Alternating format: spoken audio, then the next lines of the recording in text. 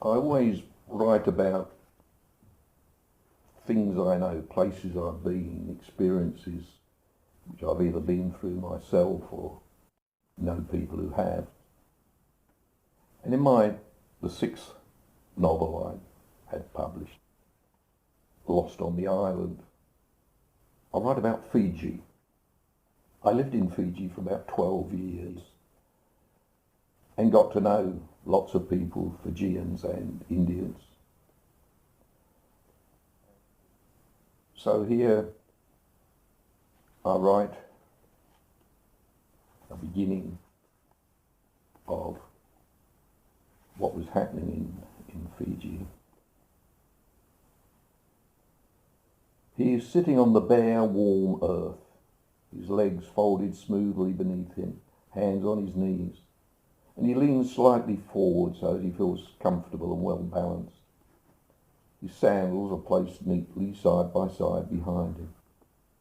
He wears clean but faded khaki trousers and a clean and freshly pressed open-neck white shirt, the long sleeves covering his arms but not buttoned at the wrists.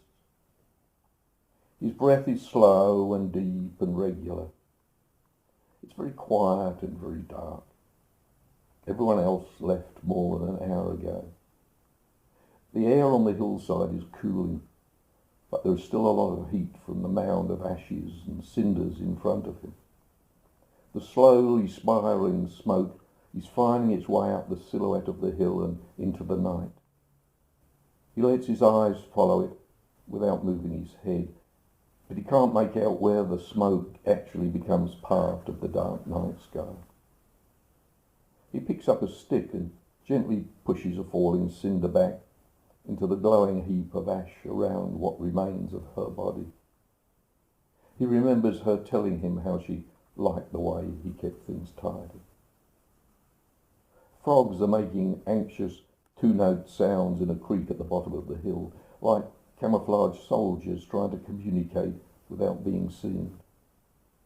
From deep within the darkness of a mango tree, a fruit bat lets out a sudden cry, an uncontrolled, yearning sound, like a human soul that finds itself utterly lost, a sound that comes from the entrails rather than the lungs.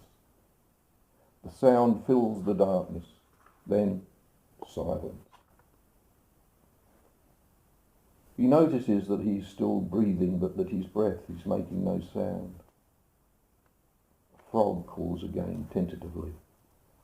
There is a little hiss from the fire.